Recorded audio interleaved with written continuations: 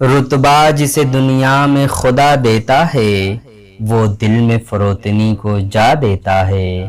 کرتے ہیں تہی مغز ثنا آپ اپنی، جو ظرف کی خالی ہے صدا دیتا ہے۔ دنیا بھی عجب سرائے فانی دیکھی، ہر چیز یہاں کی آنی جانی دیکھی۔ جو آ کے نہ جائے وہ بڑھاپا دیکھا، جو جا کے نہ آئے وہ جوانی دیکھی۔ فیحان اسٹوڈیو کی درسگاہ میں آپ کا خیر مقدم ہے۔ ابھی آپ میر انیس کی 2 ربائی سماعت فرما رہے تھے۔ یہ دونوں رباعیاں NCERT کی تیار کردہ کتاب 10ویں جماعت کی کتاب جان پہچان میں بطور سبق شامل ہیں۔ یہ 8واں سبق ہے۔ میر انیس کی یہ دونوں رباعیاں بہت ہی مشہور ہیں۔ قبل اس کے کہ ان رباعیوں کی تشریح اور توضیح کی جائے اور ان کو سمجھایا جائے، پہلے ہم میر انیس کے بارے میں، ان کی زندگی کے بارے میں مختصر حالات جان لیتے ہیں کہ میر انیس کون تھے۔ میر انیس 1802 میں پیدا ہوئے اور 1874 میں وفات پائی۔ وہ فیض آباد میں پیدا ہوئے تھے۔ ان کا اصل نام میر ببر علی تھا۔ ان کے والد میر خلیق بھی ایک معروف مرثیہ گو تھے۔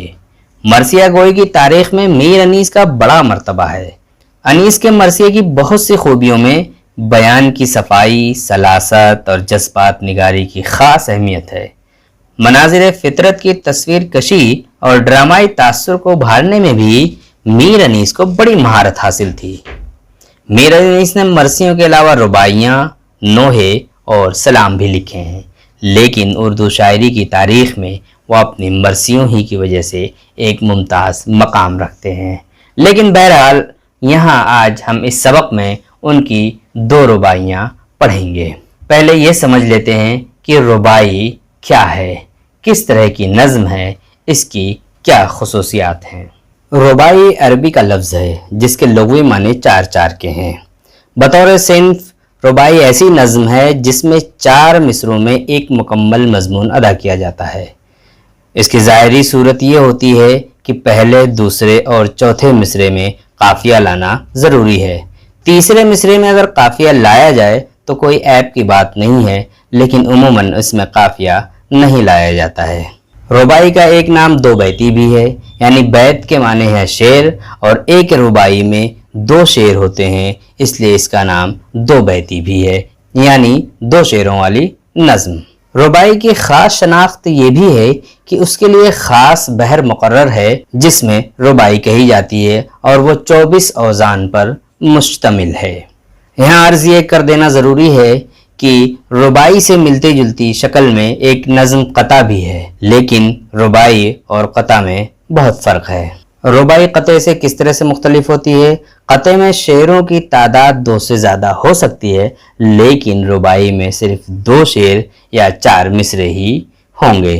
دوسری بات یہ کہ رباعی ایک مخصوص اوزان میں کہے جاتی ہیں جو کہ 24 اوزان پر مشتمل ہیں۔ اسی طرح رباعی کے مضمون کے بارے میں کہا جاتا ہے کہ اس میں جو مضمون بیان کیا جائے وہ اچھوتا ہو، جو خیال پیش کیا جائے وہ بلند ہو، اور انداز بیان میں دلکشی پائی جانی ضروری ہے۔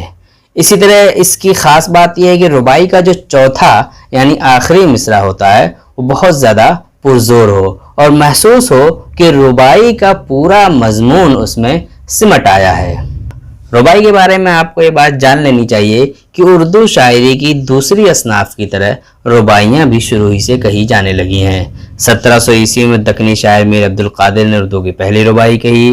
شعرائے دہلی نے بھی اس طرف توجہ کی، مثلاً میر تقی، میر در، سودا، میر حسن، مصفی، جرت، انشا، مومن غالب وغیرہ تمام شعراء نے رباعیاں کہی ہیں۔ انیس اور دبیر نے اس طرف خاص توجہ دی، حالانکہ یہ دونوں مرثیہ نگار شاعر تھے، لیکن ان کی رباعیاں بھی بہت مشہور ہوئیں اور ان کو قبولیت کا درجہ حاصل ہوا۔ رباعی کے مضامین کی بات کی جائے تو بالعموم اس میں حسن و عشق کا مضمون ہوتا تھا، لیکن اخلاق اور پند و نصیحت نے بھی رباعی میں جگہ پائی۔ بزرگوں نے خصوصیت کے ساتھ اہل بیت کی مدح میں رباعیاں کہیں۔ رباعی میں ہر طرح کے مضامین پیش کیے جانے لگے۔ اس طرح رباعیوں کے مضامین کا تنوع بھی بہت ہی مختلف اور رنگا رنگ ہے۔ یہ تھے رباعی کے بارے میں مختصر معلومات۔ اب آئیے ہم میر انیس کی دونوں رباعیاں پڑھتے ہیں۔ پہلی رباعی ہے رتبہ جسے دنیا میں خدا دیتا ہے، وہ دل میں فروتنی کو جا دیتا ہے۔ کرتے ہیں تہی مغز ثنا آپ اپنی، جو ظرف کی خالی ہے صدا دیتا ہے۔ اس میں جو مشکل الفاظ ہیں جیسے فروتنی، انکساری، عاجزی، یعنی ایسا شخص جو اپنے آپ کو بہت زیادہ ظاہر نہ کرے، اپنے بڑپن کو ظاہر نہ کرے، بلکہ اپنے آپ کو چھوٹا موٹا دکھائے، حالانکہ اس کے اندر بہت ساری قابلیت ہوتی ہیں اور وہ مرتبے میں بہت عظیم ہوتا ہے، لیکن وہ اس کے اندر فروتنی آتی ہے، یعنی انکساری اور عاجزی آتی ہے۔ تہی مغز ایسے شخص کو کہتے ہیں جن کا دماغ خالی ہو، یعنی کم عقل لوگ، بیوقوف لوگ۔ ثنا معنی تعریف ہوتا ہے۔ ظرف برتن کو کہتے ہیں، اور صدا آواز۔ تو گویا اگر ہم اس کی تشریح کریں کہ رتبہ جسے دنیا میں خدا دیتا ہے وہ دل میں فروتنی کو جا دیتا ہے، یعنی اگر دنیا میں کسی کو خدا نے بڑے مرتبے سے نوازا ہے، اسے اونچا مرتبہ اعلیٰ مقام عطا کیا ہے، تو وہ شخص اپنے دل میں فروتنی کو جگہ دیتا ہے، یعنی وہ انکساری اور عاجزی کے ساتھ زندگی گزارتا ہے، بہت زیادہ شو نہیں کرتا ہے، شو بازی سے کام نہیں لیتا ہے، بلکہ بہت ہی سادگی کے ساتھ زندگی گزارتا ہے۔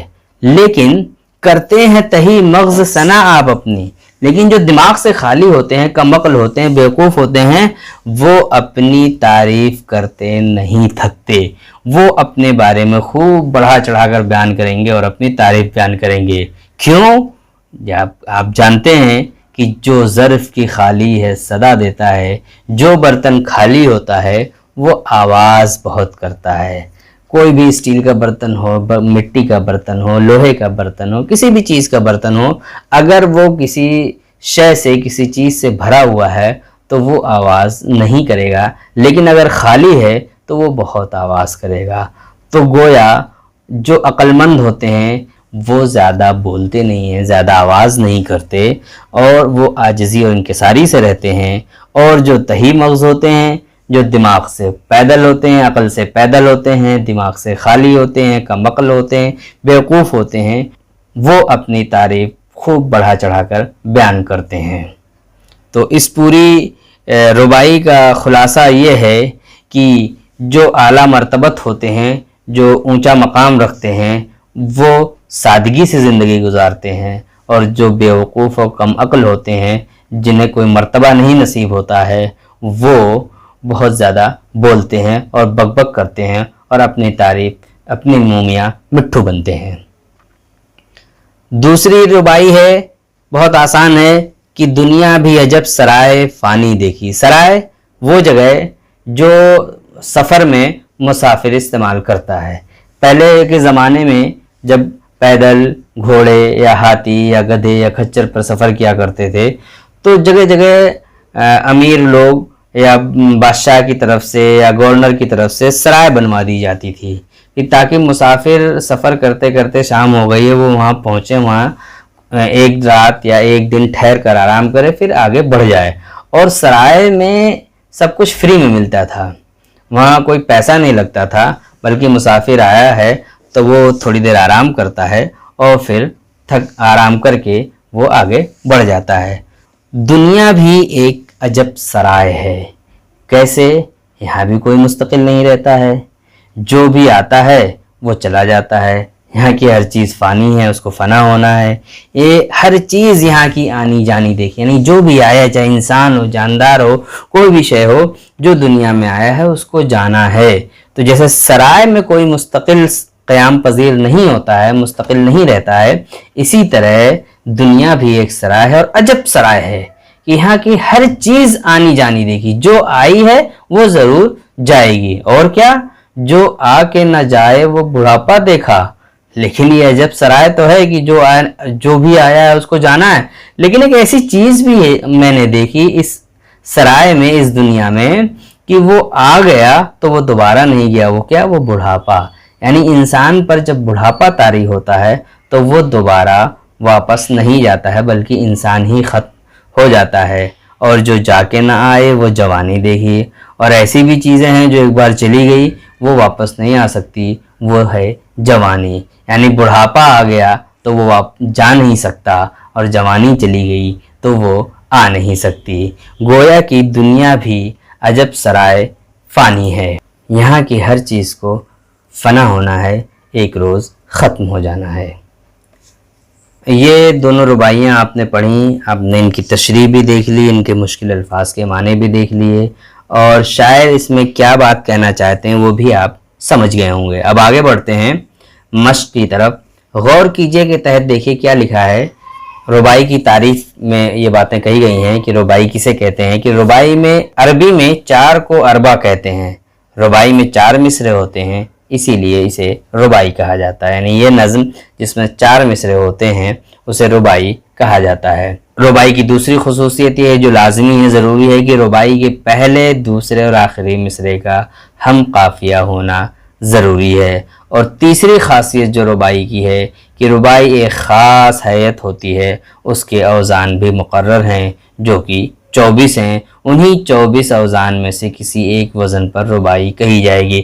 اگر رباعی کی پہلی دونوں شرطیں پائی جا رہی ہیں، یعنی 4 مصرے ہیں، پہلا، دوسرا اور آخری مصرع ہم قافیہ بھی ہے، لیکن وہ 24 اوزان میں سے کوئی وزن نہیں ہے تو وہ رباعی میں شمار نہیں کیا جائے گا، وہ نظم رباعی نہیں کہی جائے گی بلکہ اس نظم کو قطع کہیں گے۔ تو یہ 3 شرطیں ہیں جو رباعی کے لیے ضروری ہیں۔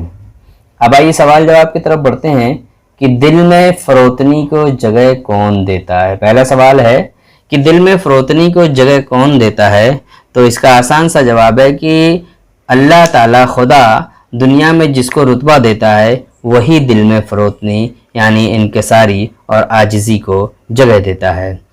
دوسرا سوال ہے اپنی ثنا آپ کون کرتا ہے، تو اس کا آسان سا جواب ہے کہ تہی مغز، جو دماغ سے خالی ہوتے ہیں، کم عقل ہوتے ہیں، بیوقوف ہوتے ہیں، وہی لوگ اپنی ثنا آپ کرتے ہیں۔